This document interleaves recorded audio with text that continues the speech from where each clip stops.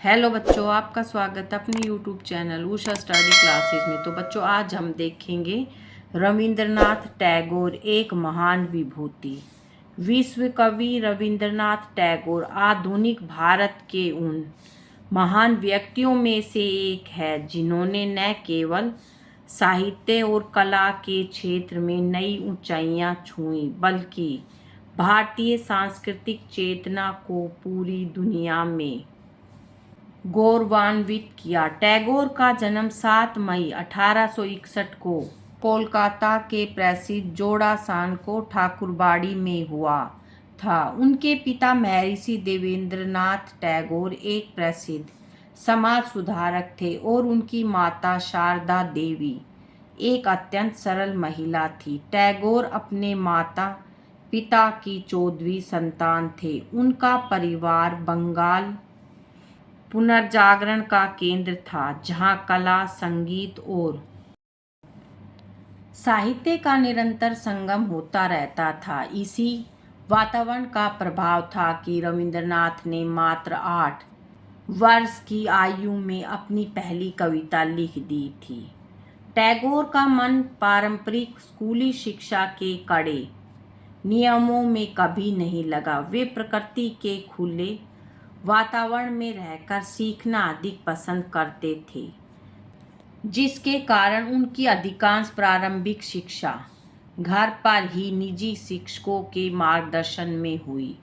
उन्हें भारतीय शास्त्रीय संगीत और उपनिषदों की शिक्षा दिलवाई, जिससे उनके विचारों में गहराई आई। उच्च शिक्षा के लिए उन्हें इंग्लैंड भेजा गया ताकि वे बैरिस्टर बन सके, लेकिन साहित्य के प्रति उनके असीम प्रेम ने उन्हें कानून की पढ़ाई बीच में ही छोड़ने पर विवश कर दिया और वे बिना डिग्री लिए भारत लौट आए। स्वदेश वापसी के बाद उन्होंने स्वयं को पूरी तरह से लेखन और समाज सुधारक के प्रति समर्पित कर दिया।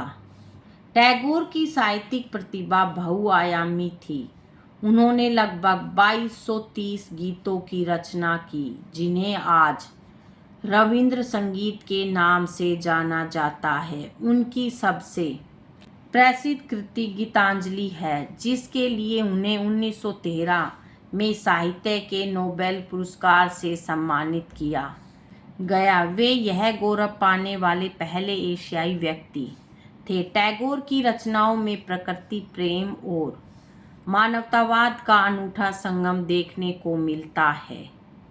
उन्होंने न केवल कविताएं लिखी, बल्कि गोरा, घरे बायरे जैसे कालजयी उपन्यास और काबुलीवाला जैसी मर्मस्पर्शी कहानियां भी रची। वे दुनिया के एकमात्र ऐसे कवि हैं जिनकी रचनाओं को 2 देशों, भारत और बांग्लादेश, ने अपने राष्ट्रगान के रूप में स्वीकार किया। टैगोर केवल एक साहित्यकार ही नहीं, बल्कि एक महान शिक्षाविद भी थे। उनका मानना था कि शिक्षा का उद्देश्य बच्चे के व्यक्तित्व का सर्वांगीण विकास होना चाहिए और यह प्रक्रिया आनंदमय होनी चाहिए। इसी विचार को साकार करने के लिए उन्होंने बोलपुर में शांति निकेतन की स्थापना की, जो बाद में विश्व भारती विश्वविद्यालय बना। यहाँ छात्र प्रकृति के सानिध्य में पेड़ों के नीचे बैठकर शिक्षा प्राप्त करते थे। उन्होंने आधुनिक शिक्षा और भारतीय प्राचीन आश्रम पद्धति के बीच एक सेतु बनाने का कार्य किया। इसके अतिरिक्त जीवन के अंतिम पड़ाव में उन्होंने चित्रकला को अपना माध्यम बनाया और हजारों अद्वितीय चित्रों का निर्माण किया।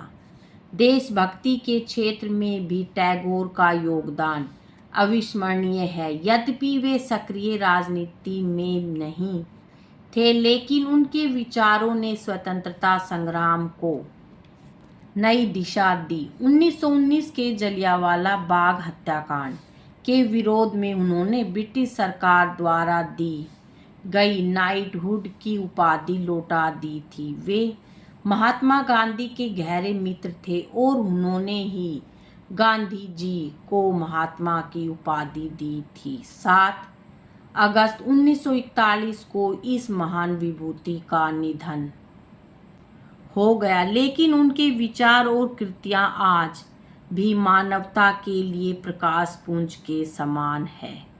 टैगोर का जीवन हमें सिखाता है कि सच्ची स्वतंत्रता वही है जहां ज्ञान मुक्त हो और मन में किसी प्रकार का भय न हो। बच्चों, आज की वीडियो में इतना ही। मिलेंगे नेक्स्ट वीडियो में एक नए टॉपिक के साथ। बच्चों, वीडियो अगर अच्छी लगे तो वीडियो को लाइक करें, शेयर करें और चैनल पर नए हैं तो चैनल को सब्सक्राइब करें। Thank you.